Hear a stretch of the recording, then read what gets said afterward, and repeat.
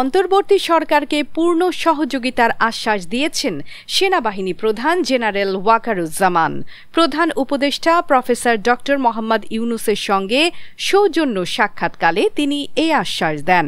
সাক্ষাতে প্রধান উপদেষ্টা বলেন, বর্তমান পরিস্থিতিতে বেসামরিক প্রশাসনকে সহায়তায় সেনাবাহিনীর ভূমিকা অত্যন্ত গুরুত্বপূর্ণ।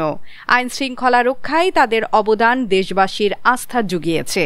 তিনি কৃতজ্ঞতা জানান সেনাবাহিনীকে। আগামী জাতীয় নির্বাচনকে সামনে রেখে সেনাবাহিনীর ভূমিকা আরও সুসংগঠিত করার ওপর গুরুত্ব দেন প্রধান উপদেষ্টা। তিনি জোর দেন স্পষ্ট কমান্ড কাঠামো, বাহিনীগুলোর মধ্যে ঘনিষ্ঠ সমন্বয় এবং একটি উৎসবমুখর নির্বাচন আয়োজনের প্রতিশ্রুতির ওপর। ড.